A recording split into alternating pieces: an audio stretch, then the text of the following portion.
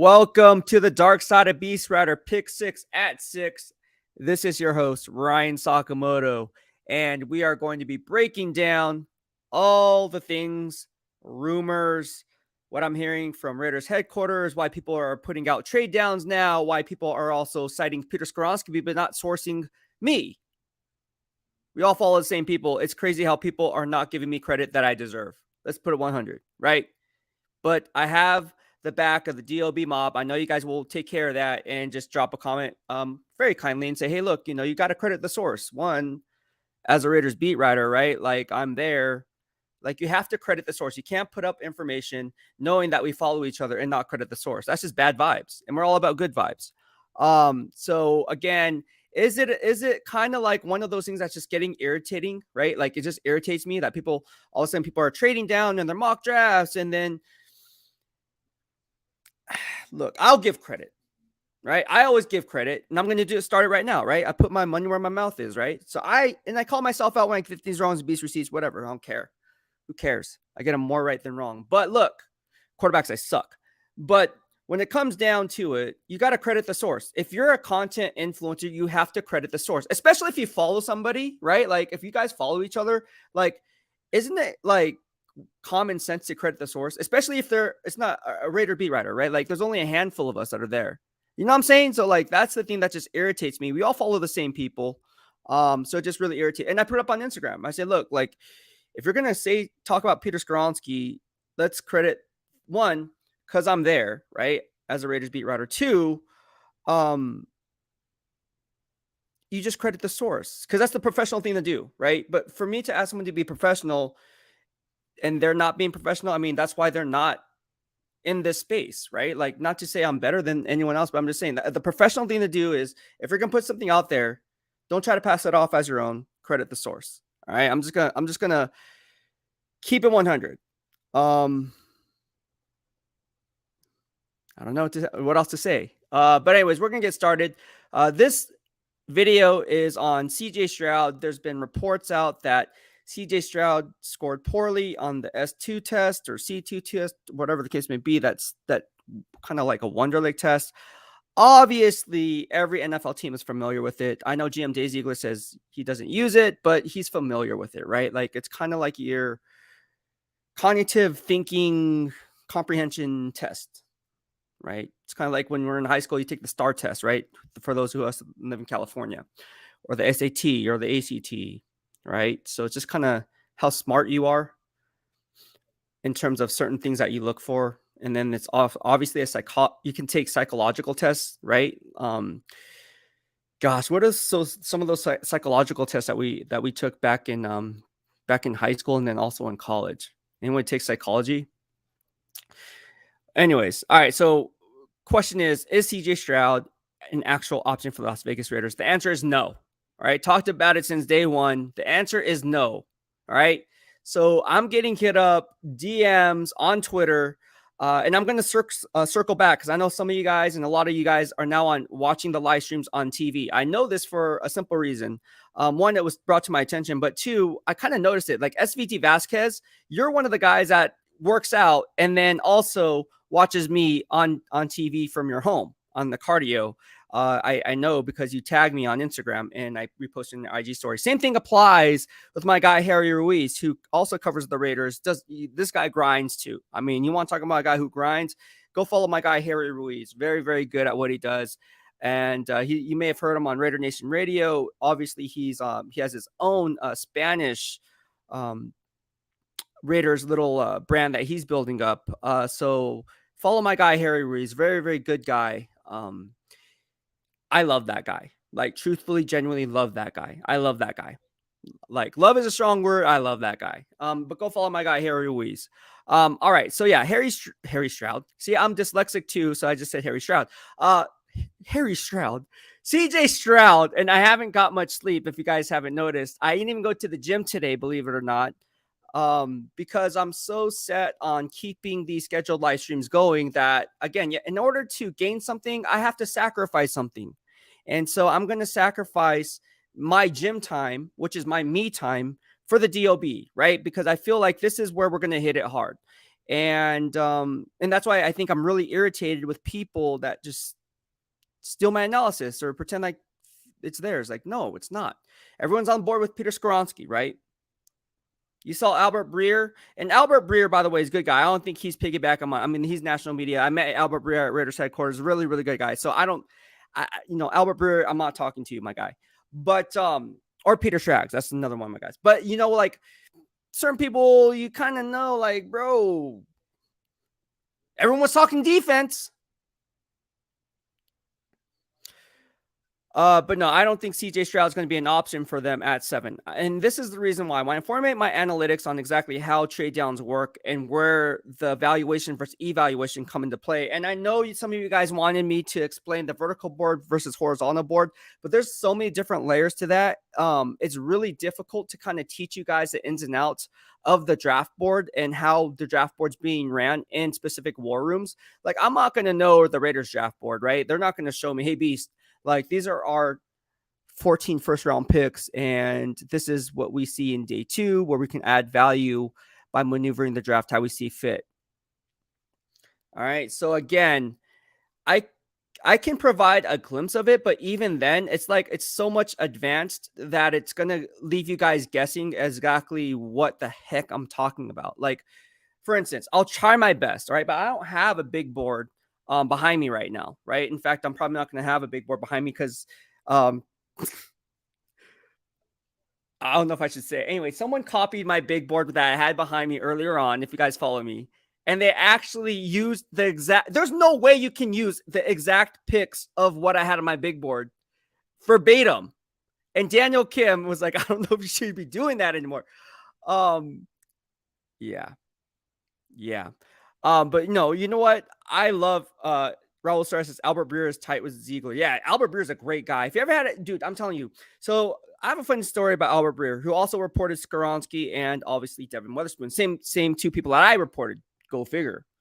But no content creator wants to give, not Albert Breer, but no content creator wants to give me the love. Why? It's only the professional thing to do. All right.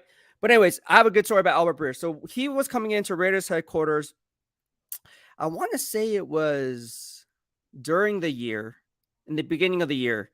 And we were the first one. I was the first one there, and I saw him there. And then he was just kind of like filling things out and didn't really know where things were. And I just kind of showed him around their media workroom, hey, this is where the coffee's at. This is, and then he just, like, honestly, he wasn't like, there's some people that would just walk in and be like, oh, you better know who I am or else. It's like, no, man, like, I don't like people like that. Like, oh, you walk into a room, their third leg is like 10 feet long. Like, dude, come on, bro. Like, what are we doing? Albert Breer is not like that. Very, very humble, very good guy. I like Albert Breer. If you get a chance to meet Albert Breer, very, very good. Along with GM Dave Ziegler, obviously. But dude, Albert Breer's awesome. Very humble, very, very nice guy. Like, and to be honest with you, I met some guys. I'm not going to name drop people, but you see them on TV. They're not my cup of tea. They're not my flavor, right? I wouldn't go hang out with them and have, well, I don't drink really, but I wouldn't have a protein shake with them. All right. I wouldn't share my 30 grams of protein with them and give them the time of day. I'm sorry. But anyways, yeah, there's some people that are just like, they think they're too cool for school. And it's like, oh, you better respect me or else. Like, you just feel that vibe. Like, me, I'm like, bro, like, people come up to me and like they know me or they don't know me. I'm not gonna be like, hey man, do you know who I am? Like, I don't give a fuck who you are. But there's some people like that, man. Anyways, I don't see CJ Stroud being an option for the Raiders at all. One, because I have Jimmy Garoppolo. I talked about this. Two, CJ Stroud to me, based on my analytics, will be available maybe. I haven't posted my mock draft. I'm waiting for other people to post theirs up. But I am going to be releasing my mock draft, and there's no way they can copy what I have to say. So instead of putting it on paper, you're going to have to watch the live stream on YouTube. I'm going to do this live, and there's no way they can make the same exact picks, and if they do, or similar picks and just change up a few, where they would know to make that pick based on the analytics, tendency biases, scouting departments, how they like to use the measurables, the NFL traits that you look for in a boundary quarterback based on the scheme fit. There's no way they know that. No way. They can't just plug and play. All right. They can do that, but there's no way they're going to know it. So I'm just going to do it live. I'm going to do it live. Let me write this down. There's going to be a lot of people on it. I already know who's going to be on it. I have a feeling, but we're going to write stuff down. But now I don't see CJ Stroud being an option for the Raiders. Now, is that to say that I don't like CJ Stroud? I like CJ Stroud. Okay, but it's not what I like. I mean, I like Peter Skoronski, but it's not what I like. It's what I actually see playing out, right? For instance, I'm not high on Kalijah Kancey. Now, Kalijah Kancey's going to eat me if he's on the Raiders. He's going to be like, hey, aren't you the beast? I'm going to feast on the beast. And then he's probably going to give me mean mugs and like try to intimidate me. And I'll be like, okay, I'm scared now. Can I go back to the media workroom because I'm a keyboard gangster? I'm joking. I'm not afraid of players. I say what I say, and I have a strong conviction on my analysis. That's why I lift all them weights, as Bill Parcells would say. That's why you lift all them weights. Just joking. Kind of not. But no, truthfully and honesty, this is why you follow me, right? There's a lot of people, content creators, that are saying, reporters that are saying Kalijah Kancey's good. And I would agree in a 4-3 front. But if you're looking for a scheme-dependent guy who can also two-gap, I have issue with that. Based on running the game film. He doesn't have... Kalijah Kancey will go in round 1, but I do not have a first-round grade on Kalijah Kancey. I'm sorry, Kalijah Kancey. Prove me wrong, Kalijah Kancey. I hope I'm wrong. Look, if someone said Beast... I don't like when if you were to go and be like, oh yeah, BEASTwriter's best, whatever. A lot of you guys tell me I'm your, the content creator now. I'm your number one beat writer now, and that's all good, right? I love that. I love hearing that. Nothing makes me feel all high and mighty than that. Oh, it just validates. But no, and truth be told though, right? Like I would be upset as someone said on YouTube that XYZ was the only credible beat writer source at the beat writer level. I take offense to that because now you're downplaying my grind, bro. And that's why when players say put respect on the name, same thing goes as a beat writer. Put respect on the name. And how do you do that? From the beast receipts, from the credibility, from knowing the ins and outs of all 32 NFL teams, from having a grading system, from not piggybacking on someone else's analysis, for not let me write that down, but actually having a brain and doing the work yourself. Someone talk to me. Preach. If there was a church for NFL gods, I swear I would be on there and just be one of the pastors and preach. Preach for the people in the back. But no, everybody wants to take the lazy approach and then put up a lot of clickbait. This is how I see it playing out. I put this up on Twitter already. If you follow me on Twitter, let me know. And there's 54 of us watching right now. Smash the like button, subscribe to the channel if you like what the BEASTwriter has to offer here in the dark side of BEASTwriter. And welcome for those who aren't subscribed to the YouTube channel. I promise you, I will provide a different flavor that you will never hear anywhere else. I'm joking, kind of not. But you'd be the judge of that, right? You be the judge. I can like hype. I'm my own hype man. I'm a one-man show. I'm the lighting guy, sound check guy, everything in between. But I tell you what, you're going to get authentic engagement here in the DOB. Whether you like it or not, it's going to come with some strong analysis backed up by a narrative that I believe in because I'm not pushing a false narrative. Daniel Kins, honestly, I've never heard Beast regurgitate anything other content creators have said. Same definitely cannot be said about the majority of them. That is true. I mean, let's just call it how we see it, right? Like, you wonder, check the Beast receipts, and everyone wants to say what I'm known for. It's the Beast receipts. Niner fans know that. Ravens fans know that. Steelers fans know that. I'm up on their, like, the legit pages, ravens.com. Steelers, right? You look at the Niners, right?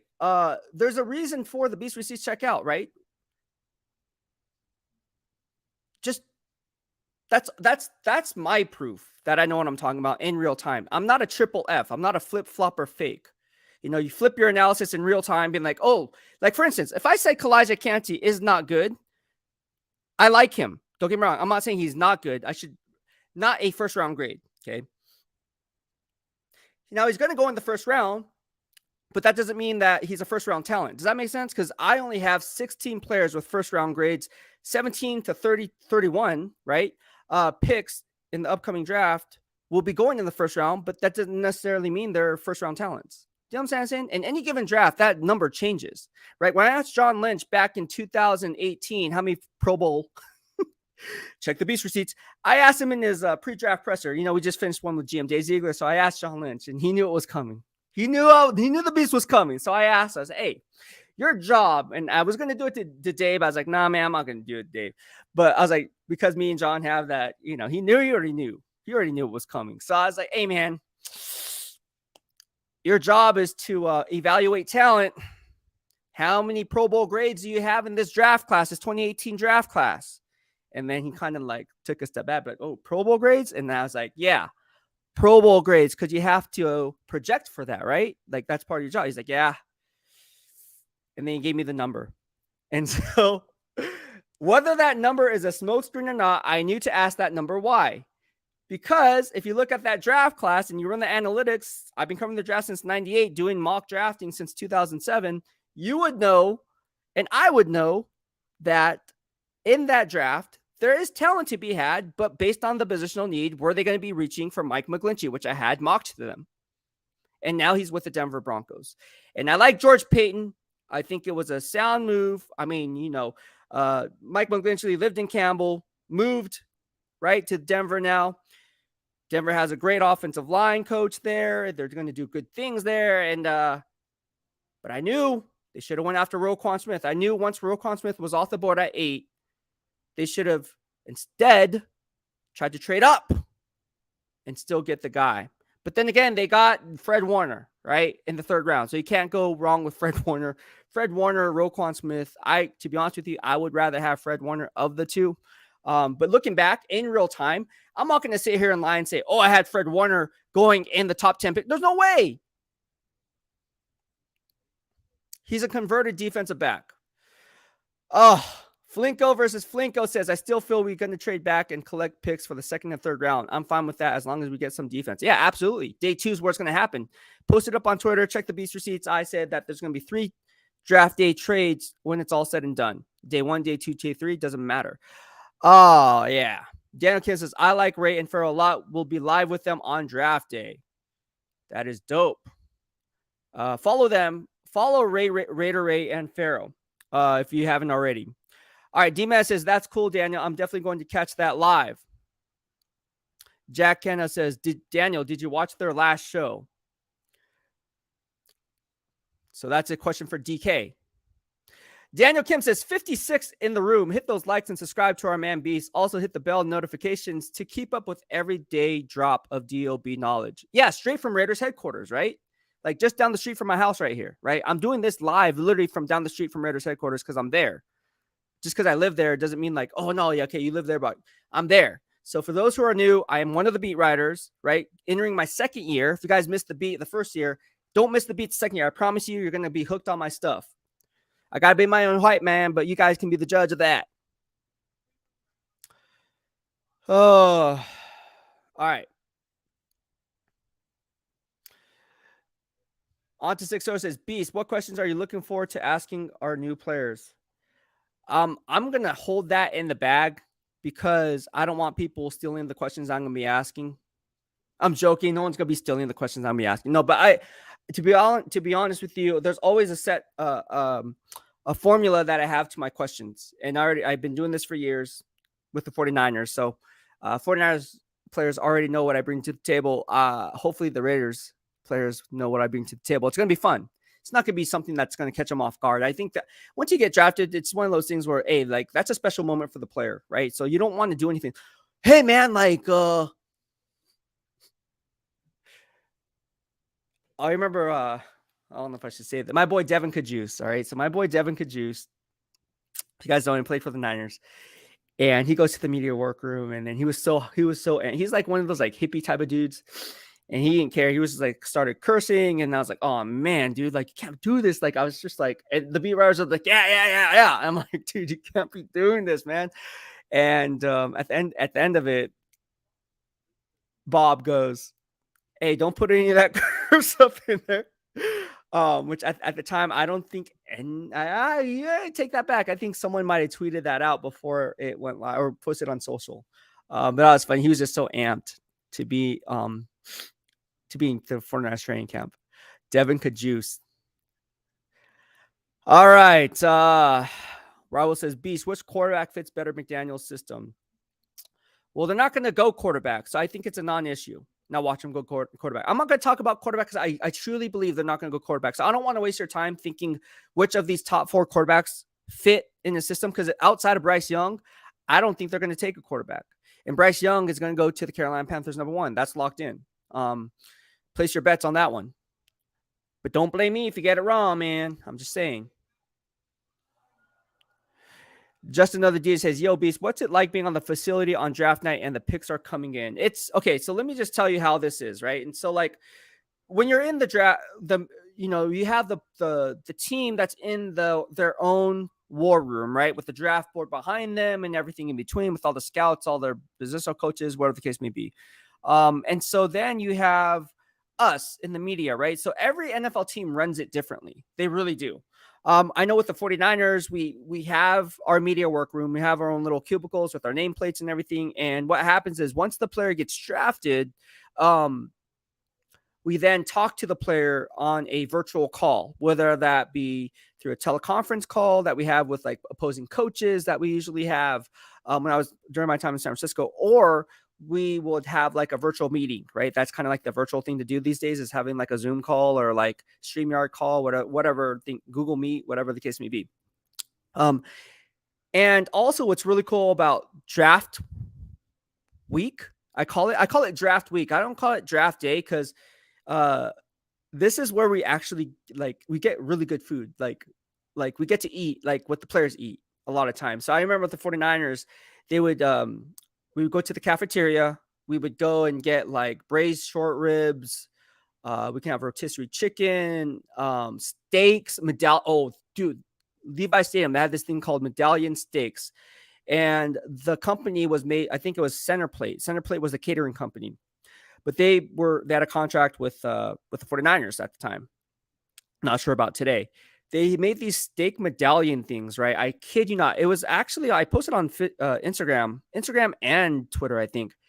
Okay, think about a steak, right? And then you know how people say, oh, it's like it melts like butter in your mouth, blah, blah, blah, right? It just like kind of like disintegrates in your mouth because it's so tender, right? The steak. I kid you not. You don't. I even showed it on Instagram. I gotta find the video for you. So I took a piece of the steak, and it's like this thick. Like it's pretty freaking thick. And I took a bite of it, and it's like you don't even need a knife to cut. That's how tender it was. I was like, no wonder players kind of add it's not the freshman 15, but like the rookie 15, right? Like there's no way I'm going to turn down that kind of protein. It was, till this day, one of the most delicious steaks I've ever had in my life, and you didn't even need a knife and fork for it.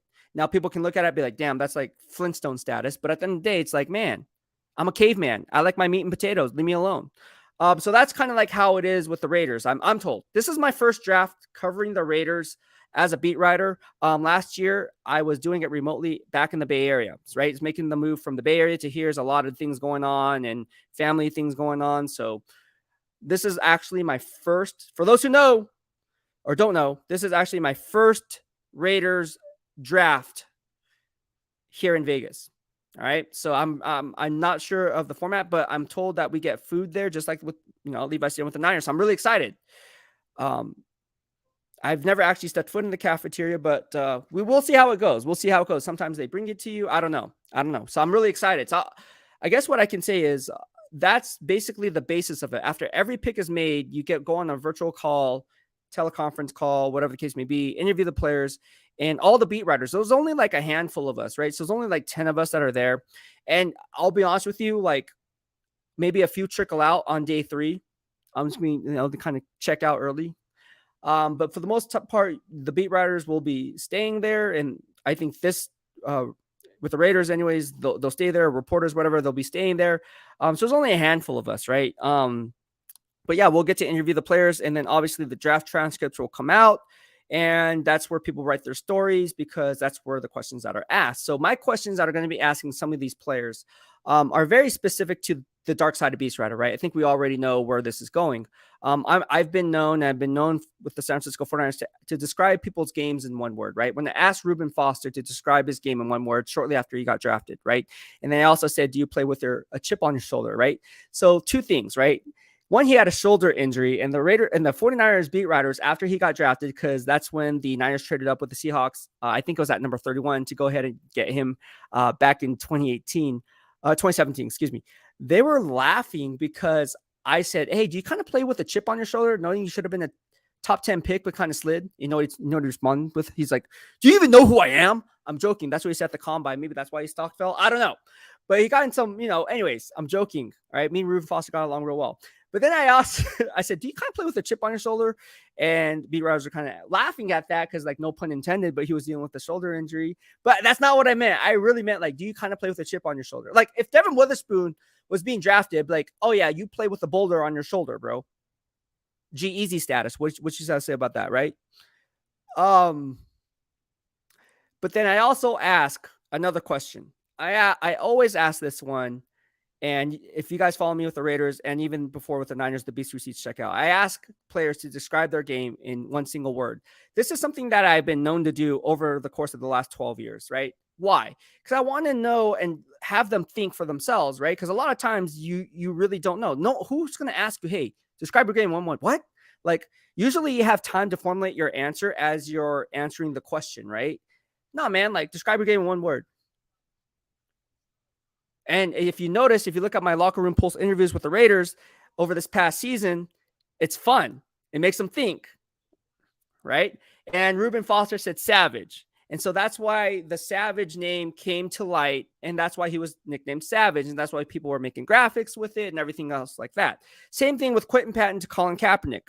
Talked to Quentin Patton that said, man, you're always open. You're like 7-11. Get it? Colin Kaepernick's number 7. Quentin Patton's number 11. And 7-11 was born. That's how I got big on NBC Bay Area News, man. I'm telling you, man, the questions. You see that? In the upper, how do you do this? Right there?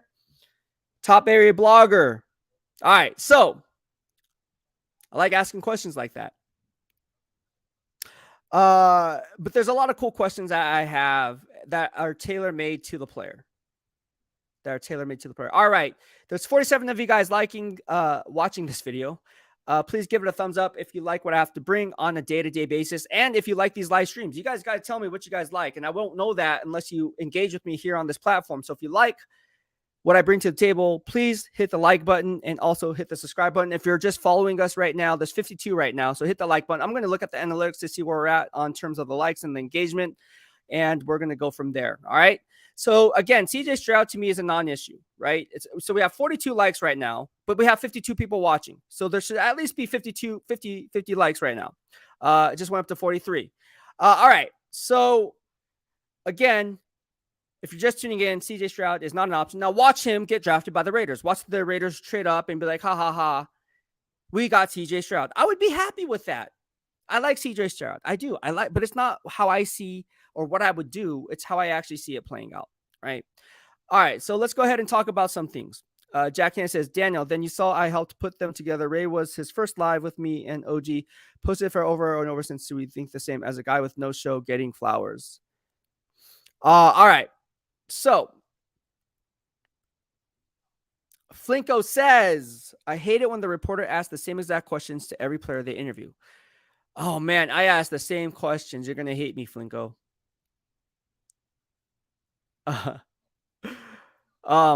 Okay, so what questions do you want? Like, you guys are my lifeline, right? It's the whole point is for you guys to have a voice, right? So I got to put my money where my mouth is, right? So let's keep the receipts. Like, what questions, appropriate ones, obviously, do you guys have? It doesn't matter who gets drafted. Let's think about this, right? This is a thinking channel, right? I'm going to make you think. Whether I'm right or wrong, you're going to come out of it with some substance, right? It's not recycled, regurgitated stuff that every other content creator or beat writer reporter is saying, right? And other beat writer reporters obviously have their own flavor too. I'm not saying that's bad or frowned upon. I'm just saying, and here you go. I'm going to try to teach you. I can only talk for myself. I'm going to try to teach you something. And also, I hope to learn something from all of you, right? So what kind of questions would you ask? And it doesn't matter the player. What are some universal questions that you would ask? One for me kind of comes and stems from okay, you were drafted, right? So, like, obviously, what went into the framework of going through the draft process? Like, what did that look like for you? And the answers will tailor based on the player's work ethic or what his agent has been telling him to do or not do, what kind of outside noises and distractions he has. I mean, you can get a lot from leaving it an open-ended question, right? Instead of a yes and no, and then it's done.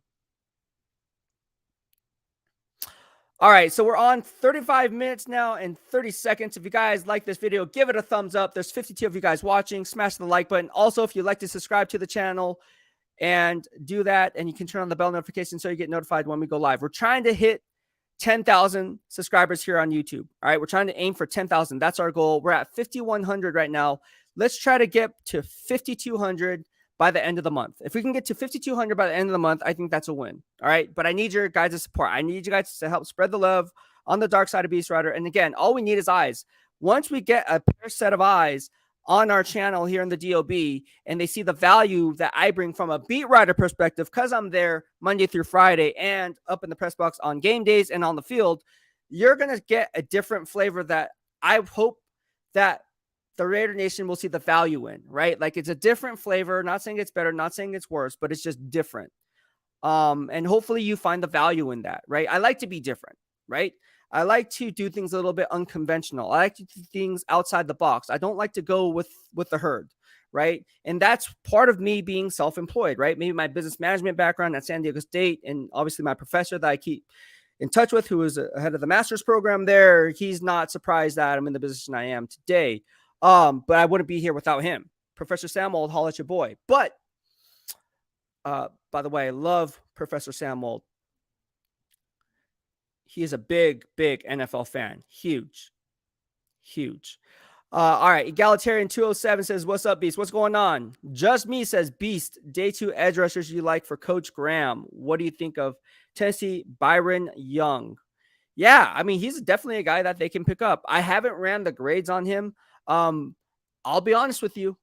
I haven't run the grades on him simply because there's just not enough time. You know, I'm a one-man PFF basically, right? So the PFF has hundreds of employees, right? I'm pretty sure, right? So me, it's just like a one-man show, at least another person. So I haven't seen grades on him yet. Haven't ran those grades yet. I have the film. Just haven't ran the grades. And at this point, I'm pretty much locked in. So everybody that wanted grades on certain players, again, that's where my big board's going to come into play. There's some people that I have grades on. I didn't release those yet because I don't want people to piggyback on my analysis. So I'm going to hold that tight to the vest, and then we're going to go from there. Oh, all right. All right, so we have 54 people watching. Give this video a thumbs up. That will help the algorithm a lot. Also, I'm going to answer and have my tweet deck up. So I'm going to answer some questions that you guys have because people are asking so many things.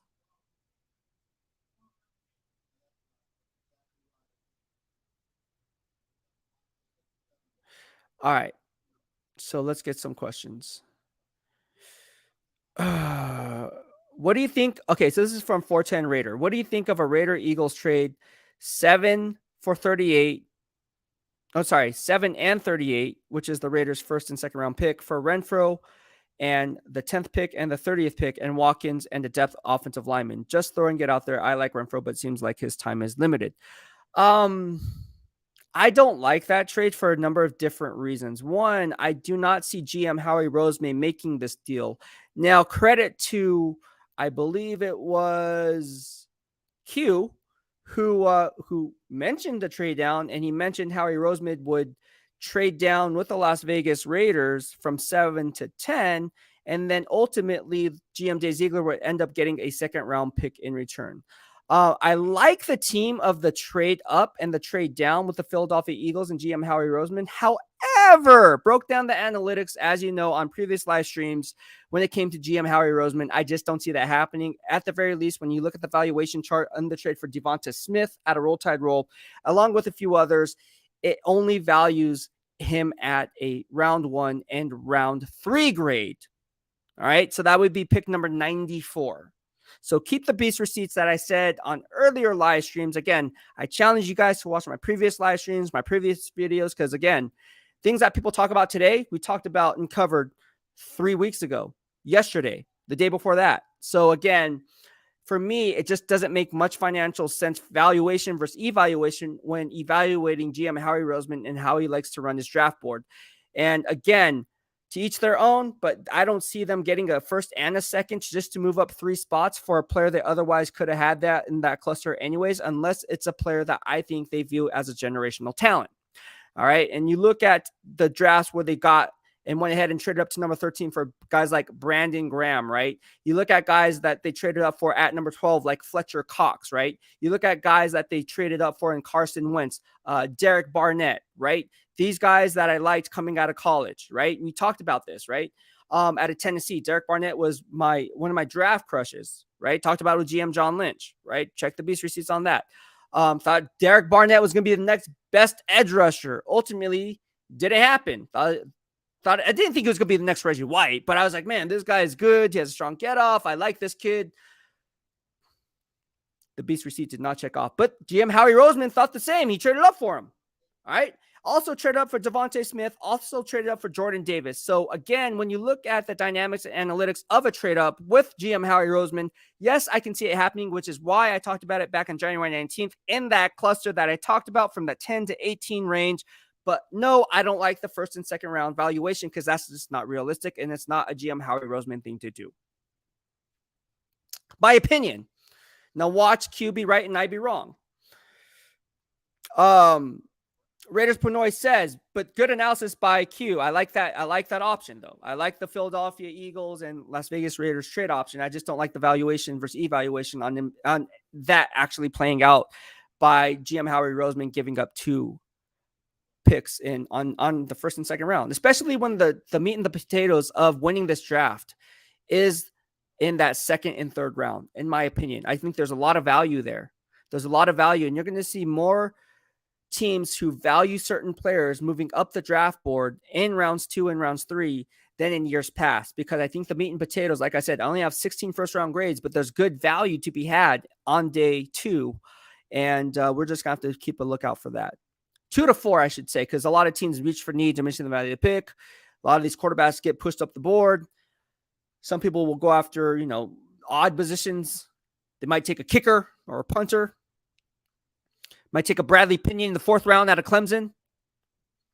Or a Mitch Wisnowski. Or Sebastian Janikowski. Which, Sebastian Janikowski at 17. Wasn't he drafted like number 17 by the Raiders? I remember looking at that and being like, what are we doing out of Florida State, Seminole? What are we doing? But Sebastian Janikowski, I get it, but you could have got him possibly maybe as an undrafted rookie. I don't know, man. He probably would have been drafted, but he wasn't the next Ray Guy or something. Kelly J says, Raiders Point says, Beast, what's a defensive sleeper that you feel the Raiders could pull off this draft? I like Jose Ramirez. I also like Dante Stills. Those guys I got to know throughout the draft process at the East-West Shrine Bowl festivities. Talked about both those guys. I like both those guys. A lot of people are not sold on Emmanuel Forbes because he's small, right? And I went and watched a little bit and dibby-dabbed in the film a little bit.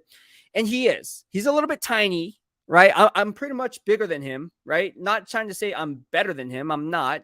He can probably run circles around me, but I am bigger than him, right? When you go up against bigger bodied wide receivers, where do you fit in the scheme? Everyone talks about a cornerback, but where do you see this guy playing? Is he going to be kicked inside? Can he play the slot? Right? You look at guys over the course of the landscape of the NFL over the years. Look at what the New York Jets did with, Aaron Glenn, right? Smaller, but he can play on the boundary. Well, then what happens with Ray Mickens? You kind of shrink him in inside, right? Jason Webster, right? He could play on the boundary out of Texas A&M, second round pick, right? You look at other guys like Ahmed Plemmer, right? He's 5'11", not 6 foot, but he had straight, strong fundamentals at the line of scrimmage. Patient feet, stays square at the line of scrimmage, doesn't take false steps, doesn't open his hips up too early, right? So you see things, has strong cadence in his back pedal, very, very smart in route recognition. Number 19 out of the Ohio State University. You see these little things in their game, right? So again, while height does play a role, I'm not going to say it doesn't. It's not the end all be all, but functional strength in today's NFL is a lot different than functional strength back then. Back then, you could actually hit somebody. Today, You even sniff on somebody, it's a 15-yard penalty, and you'll be thrown out of the game. Kelly J says, Beast, what do you think gets more W's, drafting a potential shutdown cornerback or offensive tackle, offensive guard? Before I answer this question, first of all, thank you. And I'm glad that you like Kelly is the winner of the Raider helmet on the community page here on YouTube. So shout out to Kelly. So some people are saying that my giveaways are fake. Kelly, please tell them that my stuff is real. And it's on the community page, right? On YouTube. It's also up on Instagram, also up on Twitter. So again, people trying to hit the DOB hard, making up lies, call them out. That's not good vibes. We do real giveaways. But getting back to your question, that's a tough question. Because what okay, now if we're just talking about potential shutdown cornerback or a offensive tackle, offensive guard, I would rather have, and I know I said this on Twitter that I build teams from the inside out, not the outside in. But if it's a left tackle versus a cornerback, I think that's more of an apples to apples comparison when you talk about the positional unit breakdown and tiering, right? Like quarterback, blindside left tackle, or right tackle, whatever the case may be, if you have a left-handed or right-handed quarterback. And then obviously a shutdown cornerback. But then edge rusher would also be ahead of that shutdown cornerback, in my estimation. And this is the reason why, right?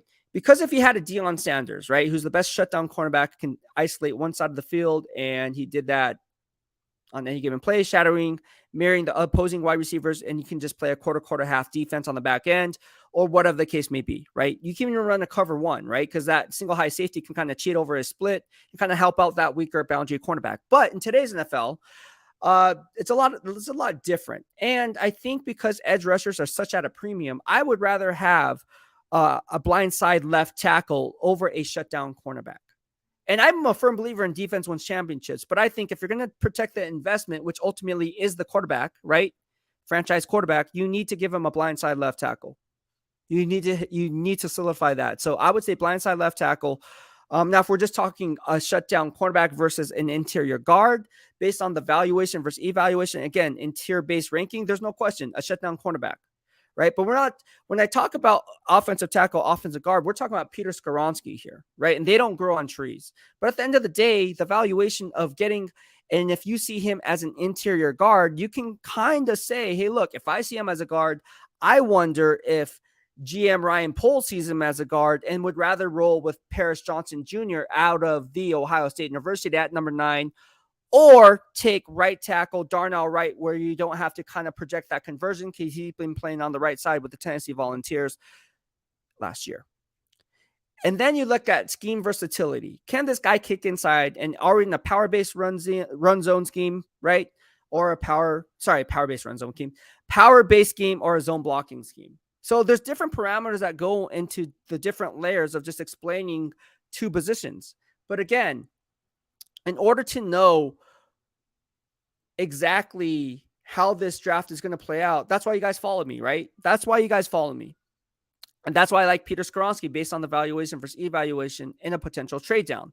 Just Me says, how many players do you have grades on, and are you going to show them right before the draft? No, I'm not going to show all my grades, but I countless, probably grade like 60 players, 63. Ryan Rangel says, Beast, are you going to do a draft watch party with pizza eating again with every pick you get right? No, because I did that. You guys know how I do that. Look, I wasn't expecting to get, I knew I was going to get like half of them right? But I wasn't expecting to get like the first 7 out of 8 right. Like I wasn't expecting that. And then I had to eat 7 slices of pizza while curling with the other hand. I don't have the bandwidth to do that. Secondly, I'm going to be doing it. I'll be at Raiders headquarters, so I can't do a live stream as it unfolds because we're in the media workroom. That's where we work. Our office is there. So like, I can't be on this live stream. And while other people are like, gosh, dude, can Beast shut the hell up? Like, okay, we get cool story, man. The Beast receipts. I do miss it though. That, to be honest with you, the draft, the watch live streams draft parties that I did from home during COVID and was lit. Like till this day, it's the most trafficked videos still today were those live streams. Because one, I would criticize the pick in real time or praise the pick in real time, talk about why they made that mistake or why they made a good play based on the valuation versus evaluation on the tier rank basing system that I had and on my grading system. So again, that's why you guys loved it, because it's almost like you're getting true analysis in real time instead of saying after the fact, like, oh yeah, okay, now let's think about why they did. Oh, okay. No, man, this is all in real time. I'm not afraid to put my beast receipts on time in real time. Like, they check out more times than not. That's what I'm saying. But it was funny, right? Because I was eating so many pizza slices in one sitting. I threw up. I don't know if you caught that, but I did throw up. I went like this a little bit and I kind of just puked. So I'm not going to be doing that anymore. Daniel Kim says the second and third rounds are going to be our moneymaker rounds. Ziegler is going to show out on Friday and Saturday. On to Six Solar says, Beast, best kick and punt returner in the draft. You know, this is a question that I think when you really talk about it, you can go in a variety of different ways with this, right? Because how do you know that they're not going to draft a player at a certain position? I'm not going to say the position, right? Like, okay, well, let's say a wide receiver. Talked about it earlier. Like, I think they're going to be going and taking a slot wide receiver who adds versatility in the return game. Now, whether that's someone that's coming out of the SEC, Pac-12, Big Ten, ACC, I don't know. What I do know is, as a punt returner and kick returner, you do have to have the vision to work with the little bit space that you have, right? I think spacing is a huge part of the NFL game and football in general. But more important than that, do you have that lateral agility, that lateral quickness to move to point A to point B sideways, not vertically? Like, that's fine vertically, get upfield, stop dancing around, but you kind of have to dance around if you're a punt returner, especially if that hang time on that punt is like 2,000 seconds. 2,000 seconds? Oh, we should draft a punter in round one. Kelly J says, sitting on my shelf now, the Raiders helmet. Oh, that's what's up, bro.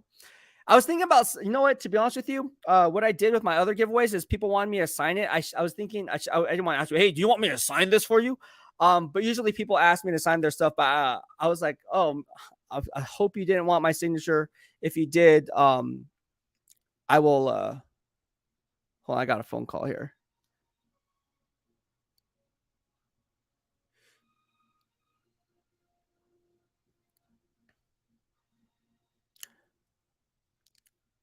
That's interesting. There's a lot of, I'm just going to say, there's a lot of smoke that's out there. Like, don't listen to the smoke. Don't listen to the smoke out there.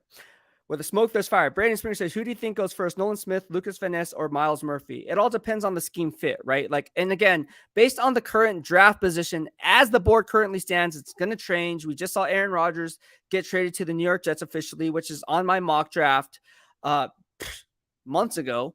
It was on my mock draft months ago that the trade was going to be made. There'll be flip-flopping picks, and we were going to go from there. I knew the valuation was set there, at least. I thought, dang, I don't know, man. I thought that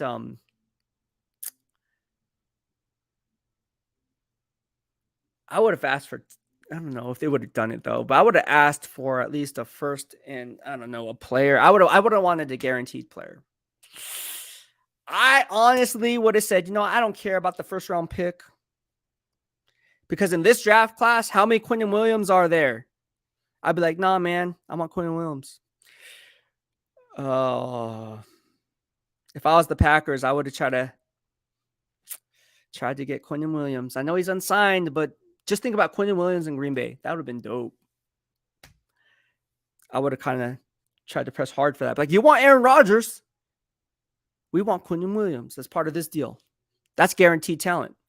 And if you look at this draft class for defensive tackles outside of Jalen Carter and a few others, right? Where's the valuation versus evaluation about where they're picking? And do you actually see that kind of playing out? I mean, that's kind of like what we have to talk about, right? You have to project and predict, right? And obviously, I guess you can make the case that they play in a 34 defense. So again, you're kind of moving Quinnen as a 4 technique, right? So can that convert? Yes, absolutely, right? I don't think Quinnen Williams is a one-trick pony. But I don't know. If I was Brian Gutekunst, I would have been like, yo, just FYI, I know you guys want Aaron Rodgers, Joe Douglas. You know who I want? Quinn Williams. They ain't going to do that. They're not going to play with that. But then again, like, how crazy would it be if you're Brian Gutekunst and you're like, nah, man, I want Quinn Williams. Like, he's unsigned. We'll sign him. We'll sign him to an extension. We'll give him that bread. We don't have Aaron Rodgers anymore. I would have asked for Quinn Williams and draft capital. That would have been my play. Because now you have a guaranteed player. These first round picks, you don't know how they're going to pan out. I could say they're going to be great and they end up being busts. Like Zach Wilson. Calling myself out. I don't care. Got it wrong. I suck at quarterbacks. Brandon Springer, thank you so much for the super chat. Appreciate it. He says, I'll start the super chats off. Come on, show some love for the beast. Thank you so much, Brandon Springer. I appreciate it, bro. And I was looking at something from way back. Oh, I was looking at some videos. You've been following me from the Niners, right? For a very long time. Like a very, very long time. And you stuck with me. If I'm not mistaken, I think it's you, right? Like, I'm pretty confident.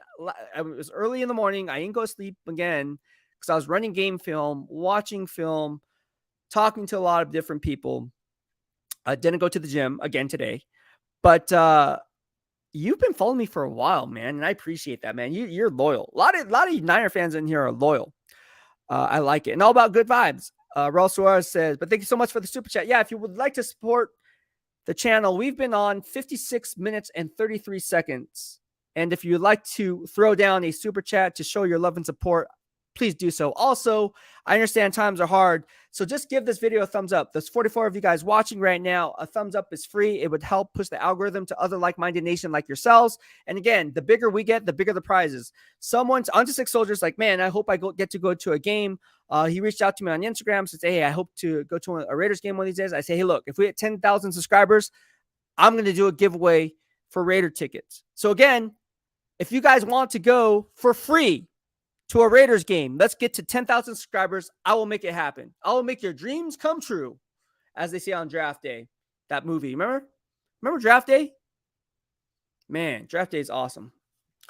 But thank you so much. I appreciate it, man. It means a lot. You know, I'm not going to sit here and lie and say they don't. These super chats do mean a lot. It means that we're going and trending in the right direction. But yeah. Braden, just me says, Jets got fleeced. They better hope Mr. No-Show in the playoffs finds the youth dope. Oh, Jeremy Willis, always on the Drew Sanders and Henley train, and Ivan Pace Jr. I haven't ran grades on Ivan Pace, just being 100% transparent.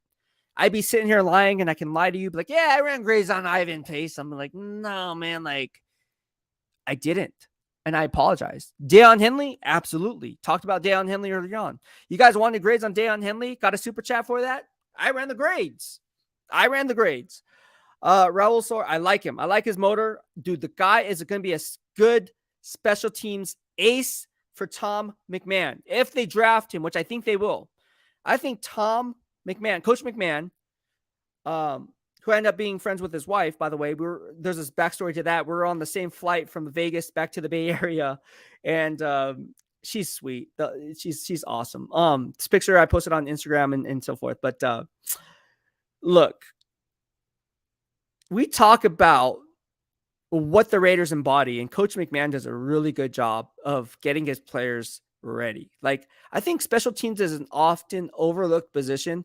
And again, they have Darius Swinton there. For those who don't know who Darius Swinton is, he came from the 49ers. So I covered him with the 49ers. I'm very well versed in Darius Swinton. Very smart, very heady. The coaching staff that the Raiders have is on point. Like, I like them. Like, I like them a lot. And again, maybe because I'm there, and maybe because I worked with some of these coaches in the past, or got to know them after this past year, and just talking to them, they are very, very dialed in. And they know what they're doing. Like, there's coaches out there who don't know what they're doing. Like, they just don't know what they're doing. I don't know what else to say. Like, I'm not going to put names out there, but they just don't know what they're doing. That's why they're not coaching the NFL anymore. But hey, to each their own. Hadamaki says, salute.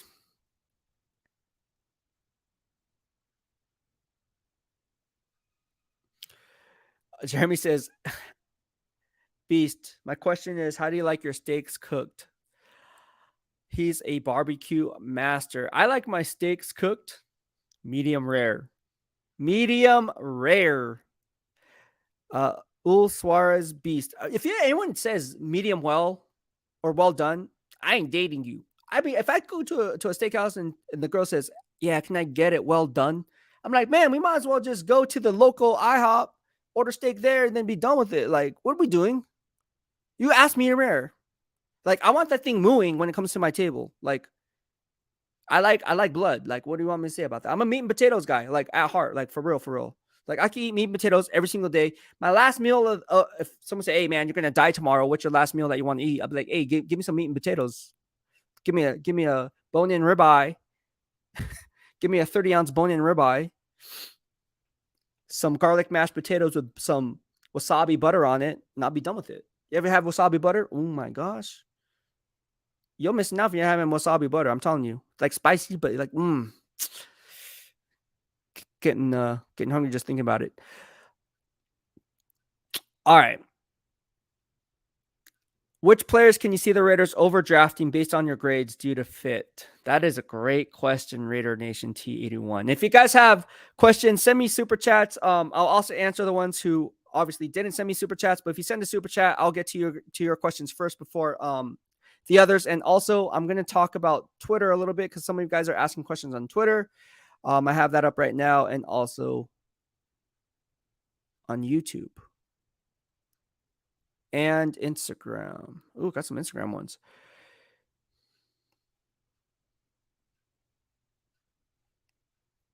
All right. All right. What we got going on? There's a message here. What is this saying? Yeah. Sorry, hold on. I'm trying to decipher this question on Twitter.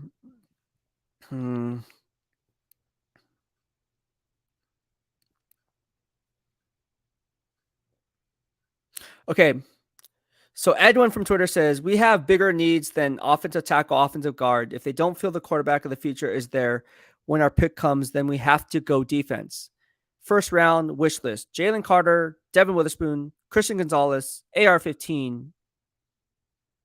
Yikes. Tyree Wilson, trade back, draft Branch. I like the trade back option in drafting Brian Branch, but not so sold on AR-15. Not so sold on Tyree Wilson either. Not so sold on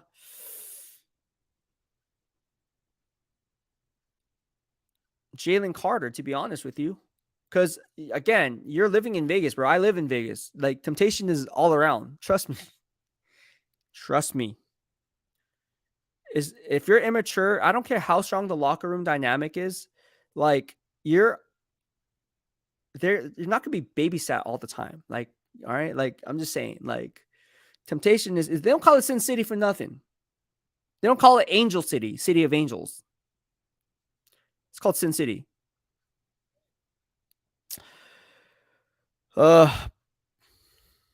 right, but getting back to your question, overdrafting.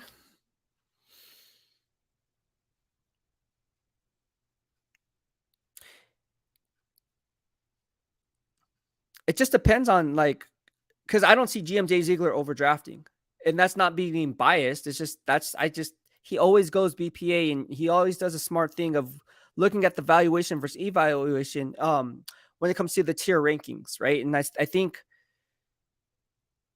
I don't see him overdrafting. Now, I don't think he did it in year one. I don't think he's going to do it in year two, right? Past behavior dictates future behavior, right? So if you're delving into the past, you're going to think, hey, man, he has more ammo. He's in better draft position. He ain't trade his first round picks, right? First two picks in the draft because he had to get Devontae Adams here in Las Vegas. So I think they're in a better headspace than they were last year. So I think he's only going to be better. So I don't think he's going to be overdrafting.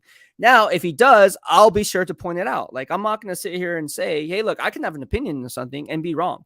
But then there's a reason why there's 32 GMs and I'm just doing it from the comfort of my own home. Like, People say, oh, it's easy, I can do it. Well, technically the Beast receipts do check out. But I'm just saying, there's some bad I'm just saying, but at the end of the day, it's like, there's a reason they get paid millions of dollars. So when people say, oh, it's a crapshoot, it's like, no, man, they get paid to do a job just like I do, right? I get paid to do a job. I get paid, and you guys expect me to get it right in real time. It's more surprise when I come out of, when trolls come out of the closet and I don't get it right. That's when they come usually get it right. But I do get things wrong. No one's perfect. As a GM, you cannot say, hey, look, man, it was a crapshoot, man. Like, yeah, we used the shotgun approach on taking 4 cornerbacks because we weren't sure which one's going to hit. So that's why we had ammo, and we just went after 4 quarterbacks. And we took all 3 top. That would be the craziest thing ever. If a GM literally is like, okay, man, I know I'm going to get axed anyways. I'm just going to try to move in for 2 of the top 4 quarterbacks because hopefully 1 hits. I'm out of here anyways. What's the difference for me? That would never happen. I don't think the owner would sign off on that type of deal, but that'd be funny. Yeah, I'm out of here anyways. Let's just trade, make dumb trades.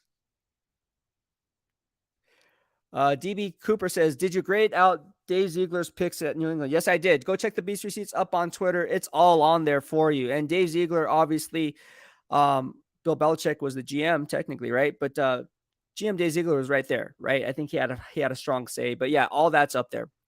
Talked about all the picks that were made when he was there, just like I do every year on every GM. Daniel Kim says, if we, like, for instance, like, go on Twitter, on YouTube, just look at what I have to say about players on YouTube. Like, if you want to see the Broncos draft, right? Type in Broncos BEASTwriter, type in Chiefs BEASTwriter, type in whatever team you want, and then type in BEASTwriter. Draft grades, whatever team, draft grades, BEASTwriter. All right. And anyways, that will help out. Also, again, if you're watching from TV, because you have this streaming through your TV, just follow me at BEASTwriter. You see right here. I got to do this right here. Is it this way? Yeah, it's this way. Right here in the lower left-hand corner right here, BEASTwriter. That's where you'll find me on social media. Also, it's in the description box below. So if you're just watching this live stream, not doing much right now, follow me on all those social media platforms. I'm on Twitter, Instagram, YouTube, at BEASTwriter. All right, at BEASTwriter. You see it right here. It's all here all day, every day. And again, there's 48 of us watching right now. We've been on 1 hour and 7 minutes and 33 seconds. So if you guys want to donate to me here in the DOB channel for the upkeep of the channel, if you guys like these live streams, send me a super chat, man. It really means a lot. And I want to thank, I want to give a special shout out to Braden Springer for doing so. But yeah, we've been on for 1 hour and 7 minutes and 51 seconds. So yeah, let's see where this takes us. As we've been on for well over an hour. All right. Jacob Grubb says, hey, if you like the analysis, give it a thumbs up. That's free, right? I'm not asking for a penny. So do one or the other. Jacob Grubb says, hey, Beast, if we go corner in the second round, what do you think of Julius Brents? I think he fits the defense very good. Julius Brents is a guy that they brought in, right, for a pre-draft visit. I like his game. Again, I'm not going to release my mock draft or if I think the Raiders are actually going to target him until the day of the draft. So I think the Raiders are going to go cornerback with their second pick. And I wouldn't be surprised if they traded back up into the tail end of the first and ended up with 2 first-round picks on day 1. So yeah, a lot of cool things going on here. All right, so let's see. I'm just going to check out the likes right now. We are at 61 likes right now. 61 likes right now. There's 40 of us watching right now. Give this video a thumbs up and definitely subscribe to the channel if you like what I have to say. Again, if you're new to following us here in the dark side of BEASTwriter, for those who don't know, I am a Raiders credentialed beat writer, fully credentialed beat writer. I just wrapped up my first year on the beat with the Las Vegas Raiders, coming over from the San Francisco 49ers. I'm now entering year 2. Just live right down the street from Raiders headquarters. So again, if you see me on the field on game days, holla at me. I'm usually wearing a beanie, not a Roll Tide roll beanie. I'll be usually wearing a black or earth tone beanie, kind of like a gray beanie, with my Evogen swag. You guys know how I roll. And you guys can say what's up, and I'm more than happy to talk to you guys. I love talking to the DOB fam, getting to know you guys on a personal level. Really, really cool. All right. Brian Keck says, I would love the Raiders to get Ringo. I have to be 100% honest with you, man. I graded Kelly Ringo. I'm not as high in him as others. I think, I mean, sometimes you see in his game, yeah, this guy has first round talent. Other times you're like, what is he doing? I'm not sold on Kylie Ringo. Now watch the Raiders draft Kylie Ringo, but I'm not high on him in my grading system at all. In fact, if you want to talk about Kylie Ringo, I got the grades. We can go back and talk to him. I've talked about it like a month ago on Kylie Ringo when I was running grades. But let me just go ahead and resurface that for you, since you think he's a good option. And again, we can agree to disagree, but more times than not, especially with the cornerback position, I do pretty spot on with that.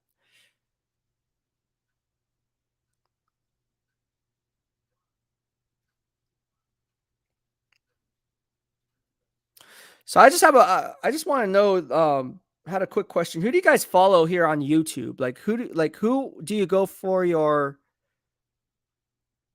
reporting, your news, the insider analysis on all 32? Like, who do you think? And again, this is not. I'm not trying to, you know, outside of me, because you guys are here, you guys would be biased. But outside of me, is there anyone else that you guys value for this type of content? And if so, let me know. If so, let me know. All right, so I'm looking at Kylie Ringo's film, right? And I graded, geez Louise, graded 10 of his games. I graded 10 of Kylie Ringo's games. This is my analysis on him, right? I say a perfect height, weight, speed, boundary cornerback. Ringo has the NFL traits that scouts covet. He can mirror receivers downfield while displaying the oily hips to change direction on the drop of a dime. He has 4.44, 4.46 speed on film, and this is all before the combine, of course, and understands how to play run support from box to spill. Needs to do a better job of squeezing the route at the top of his drop, gives up too much separation grass while not having the 4.3 speed to keep up with the 7.89 bangers deep downfield. Turns his back when transitioning in phase as well. Grade round 3, round 4. So I have a round 3 grade on Kylie Ringo. He'll definitely go in round 2, but I have a grade of a round 3, round 4 type of a player. So that's where my analysis on Kylie Ringo is. And again, if you guys like the grading system, you guys like the analysis I just provided, give this video a thumbs up. There's 42 of you guys watching here on YouTube. Also, if you would like to donate to the channel for my hard work, you guys can do so through a super chat or super sticker.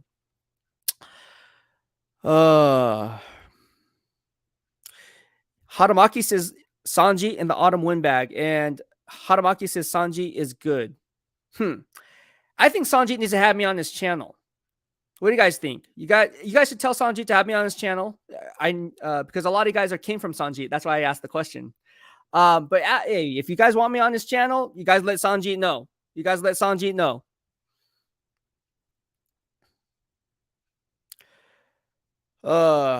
Kevin Lurker says use Sanjit, Pharaoh, and Ray, Silver, and Black. That's like a lot. All right. All the same content creators. We all know who the same content creators are.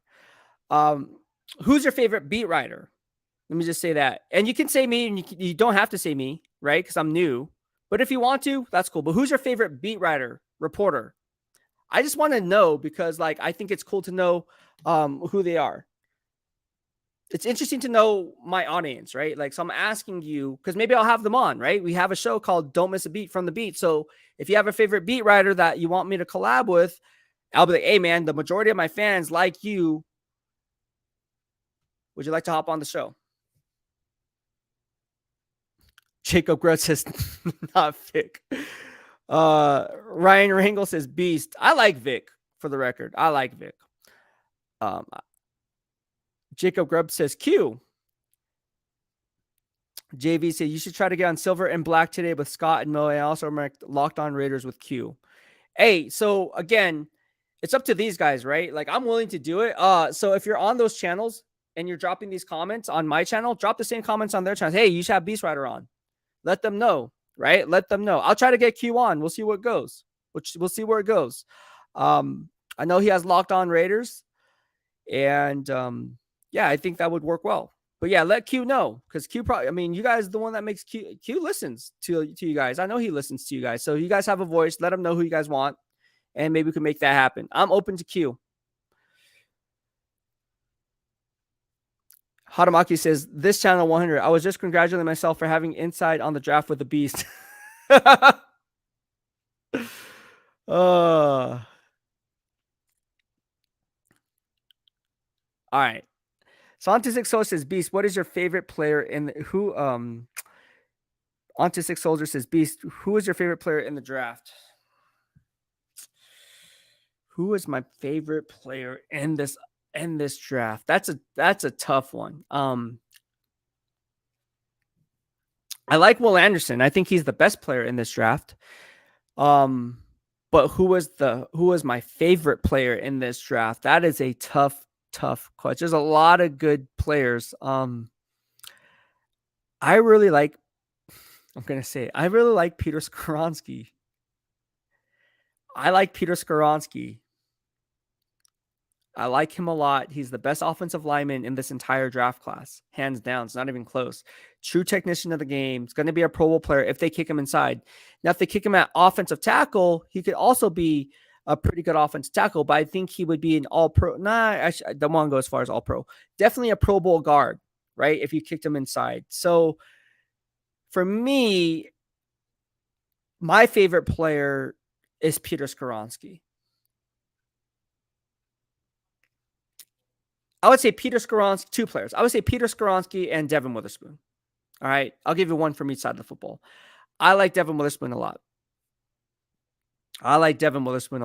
So those are my top two favorite players in this upcoming draft. Does that make sense? Hopefully that makes sense. Brian Keck says, I would enjoy you having Mo Moton on. I think you both have good reasons why you like players. Yeah, you know what? You're not the first person that said this, and you definitely won't be the last. I talked to You're the fifth person that said me and Mo would work well together. And so I'd never met Mo. I'll be honest with you. So maybe I'll reach out to him on Twitter, but we don't even follow each other. I didn't even know about Mo until like recently, to be quite honest with you. Because again, I'll be honest with you. My first year on the beat, I was still navigating Allegiant Stadium. That place is so huge. If you've ever been to Allegiant Stadium, I got lost my first time there, and I'm bad with directions to begin with. So I'm sorry, but that's just how I am. I'm like kind of airheaded with directions. Like I'm bad. Like you tell me how to get home, I'm like, what? Where's home? But yeah, it'd be cool to collab with Mo. I'd be down with it. I just don't know how to reach out to him because we don't follow each other on Twitter. But apparently, I show up on all Bleacher Report stuff. You guys know from my training camp videos and training camp one-on-one breakdowns how I do it, and that's how I kind of got big through Bleacher Report. So I know he works for Bleacher Report, which I used to work for Bleacher Report. So that's kind of cool, right? We both kind of worked for Bleacher Report. Him currently, me previously.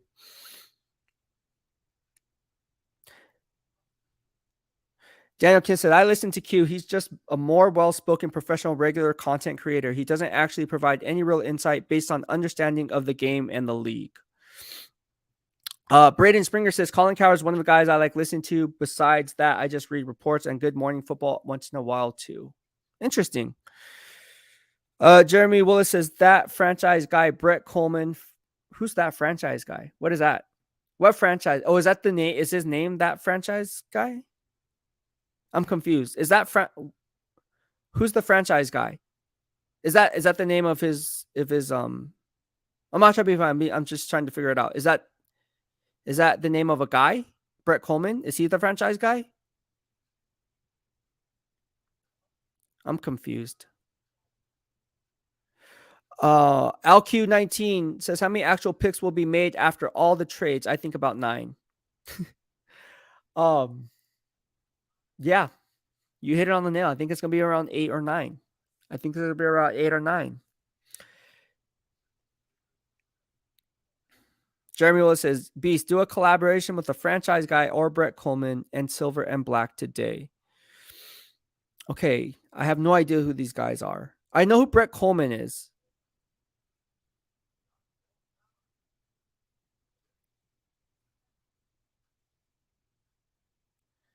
All right. Danica says, I think we make 7 to 8 picks.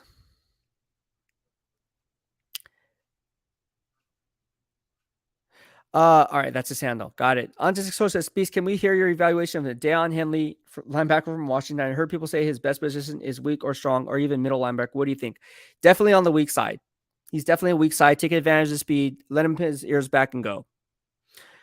Whoever's saying he's a middle linebacker, I just don't see that. I mean, he does have sideline to sideline presence, but again, if I am a defensive coach, I want to take advantage of what he does well.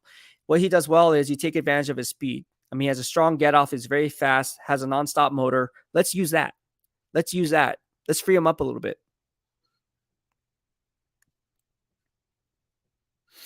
All right. So that being said, let's go on. We've been on this live stream for an hour and 20 minutes and 28 seconds. So if you guys want to support through a super chat, can't even talk, super chat or super sticker, let me know and I'll be sure to answer any questions you have. Otherwise, I'm going to hop off. So if you guys want to, because I got to get my workout in, I got other stuff I got to do. I haven't worked out in like 3 days. So if you guys have questions, send me a super chat or super sticker. I'll hang on a little bit longer. Otherwise, I'm going to check out. And I'll be back on tomorrow for another Pick 6 at 6 live stream talking about all things silver and black. We're going to break down exactly how I see the mock draft playing out. So we're going to kind of sprinkle in some things. I'm not going to give you everything because I want other people to put up their mock drafts before I put up mine. Again, mine won't come out until the final day, but we are going to peel back layers of the onion to get to the core on exactly what's going on. Flinko says, just stick to yourself right now. A lot of fakes out there. They all have their own agenda. If you do a collab, do it with another beat writer. Your audience will come. Yeah, I've heard that one too. I definitely heard that one too. Hatamaki says, good show. Thank you. Daniel Kim says, agreed, Flinko. Can't wait for the live with Beast Man because Case, Kiefer. Yeah, Case is definitely, I think that's what's going to add value is, a competitive advantage is one, I'm there, right? I'm a beat writer. So you can't say I'm not a source because I am, because I'm the one asking questions, answering questions, getting feedback from players, coaches, internally inside the organization, right? Because I work there. That's my 9 to 5. That's my job. Like that's what I get paid to do. So yeah, having another voice like that, like on the beat every single Thursday at 6 p.m., I think would be dope, right? Or whatever time they can hop on. So that will be on every Thursday, right? And again, I want to continue doing these live streams. But again, the engagement has to be there, right? We have to have the engagement, whether it's through super chats, whether it's through likes, whether it's through just asking a question, keeping the live stream engageful. Is that even a word? Engageful? Engaging. This is engageful. But no, things like that help a lot. We've been on for an hour and 22 minutes. Like I said, before I hop off, if you guys would like to send me a super chat or super sticker, or if you like the content and want to help the DOB grow, that definitely helps the DOB grow and upkeep of the channel. So again, I want to do these scheduled live streams. At the end of the day, I appreciate everyone that sent me a super chat. Just want to give a shout out. We only got one today, which is fine. But yeah, hopefully we get more down the road. Brandon Springer, thank you so much for the super chat. Really, really appreciate you. The one and only super chat today. But no, thank you so much, man. And I know times are tough for everyone, so I don't want anyone to feel like they have to send me a super chat, but it does help. And if not, because times are tough, just give this video a thumbs up. I mean, that is free, right? So I'm not going to sit here and say, oh man, because I didn't get enough super chats, I'm not going to do a live stream. Not going to sit here and lie either and say they don't help. Being on here for an hour and 23 minutes. So again, thank you everyone for tuning in. Have a good day, everyone. Have a good night. I'm going to hop off, go to the gym. I might hop back on today, later tonight. And again, thank you. We got onto 6 Soldier. Thank you so much. It's just because go get your workout in, brother. Thank you so much, man. I appreciate you. Always love talking to you on Instagram and on Twitter. I mean, I'm answering some questions right here. Oh, this guy actually had a good question. What are your thoughts on Clayton 2? Haven't heard much about him, but looks like he had decent numbers. I like Clayton 2 a lot, but again, from the quarterback position, I'm not a good talent evaluator. I suck. So like if I say Clayton 2 is going to be good, or if I like him for certain reasons, and then he ends up being bad, be like, I told you so. I suck at quarterbacks. That Beast Receipts check out because I suck at quarterbacks. I just suck. No, but thank you, Auntie 6 Soldier. I appreciate it. So yeah, special shout out to you guys. And then also special shout out to everyone who was engaging with me on the platform, right? So again, thank you everyone for tuning in, and be sure to hit the like button on your way out. And be sure to spread the word to all your family and friends here as we continue to grow and hit 10,000 subscribers. Once we hit 10,000 subscribers, look it, it's easy. We have 5,000. If one person, every person that's subscribed to the channel, we have well over 5,000. We're at 5,100. If one person, every single person subscribed to the channel and just told someone else that's in the nation, we would be there tomorrow. Right? Isn't that common sense? Because you're already on the channel. All you got to do is say, hey, and then force feed them. Be like, hey, look, you like content. You want to know stuff before it happens? Follow BEASTwriter. Who's BEASTwriter? He's a beat writer for the Raiders. Like, oh, that's an incentive enough. You don't have to tell them and spill the game that I know my stuff. That alone will get them, going. And then once you say, hey, the Beast Receipts, check out, then they're like, oh yeah, cool story. Does it really? Boom. Then they're hooked. Right? Then they're hooked. So again, thank you everyone for tuning in. D-Man says, don't forget to hit that like button on the way out. And we're going to end this live stream. Thank you so much, everyone, for tuning in. Thank you, D-Menace. Thank you, Kevin Lurker. Thank you, Jeremy Willis. I want to give a special shout out to all you guys, right? You guys are all special to me. So let me just go ahead. D-Mag, thank you so much. I appreciate it. Raul Suarez, thank you so much. On to Six Soldier, thank you so much. DK, thank you. The Nation Nightmare, thank you so much for tuning in, my guy. JP Edward de Dios in the house. Arizona Cardinals fan. Sean Johnson, thank you to you. Darnell Sanders, thank you to you. Emmanuel B, thank you to you as well. Jeremy Willis, always thank you. Tian Jiang, thank you so much for tuning in. SVT Vasquez, thank you for hopping on. DB Cooper, thank you so much to you. Dang, we got a lot of people in here. Sean Johnson, thank you. Facebook user, thank you. I don't know who that is, but it's a Facebook user. All right, who else do we got here? Jack Kenna, thank you so much. He's in the house. Scrolling. Phil Romero in the house. Flinko versus Flinko in the house. Gotta love it. Just another DJ in the house. Braden Springer in the house. Just me in the house. Egalitarian 207 in the house. Brian Keck in the house.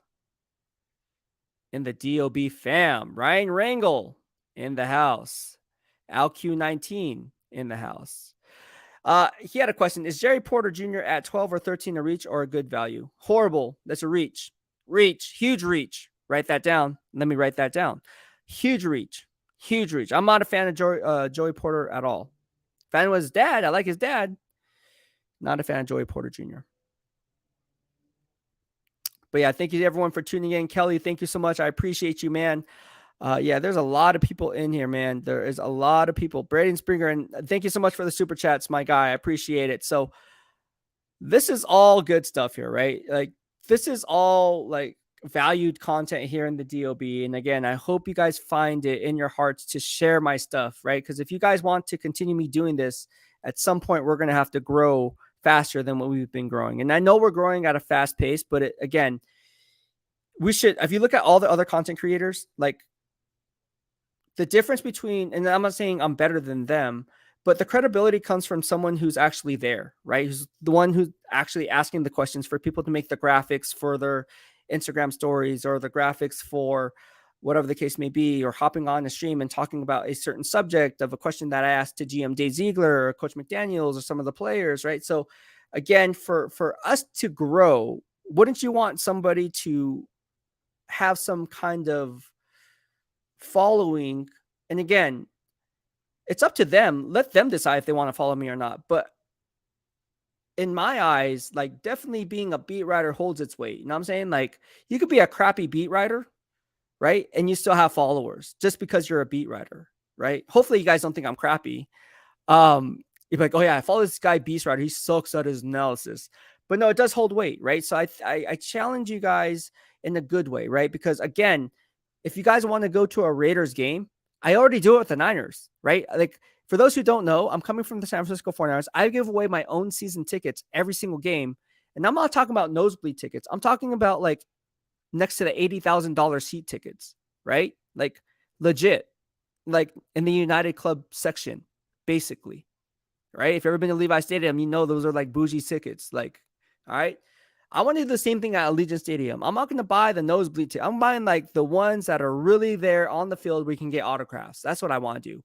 But we need 10,000 subscribers to do it here on YouTube. We need 10,000 subscribers. So I'm asking you guys, if you guys love the work that I do, if you love the live streams, if you love the Pick Six live streams, if you love the Blitz pickups, if you love the don't miss a beat on the beat that we're going to have, if you don't like my fourth and goals, or if you do like my fourth and goals live streams that we do, if you like my locker room pulse interviews that you've been following me, my training camp videos, my game film breakdowns, all that, if you like all that, and on top of that, being a beat writer, and then also showing my workout videos for some of you guys up on Instagram and some of the other social media platforms that I'm on, be sure to spread the word on the DOB, right? Like, the movement here in the DOB before I go is we want to grow, right?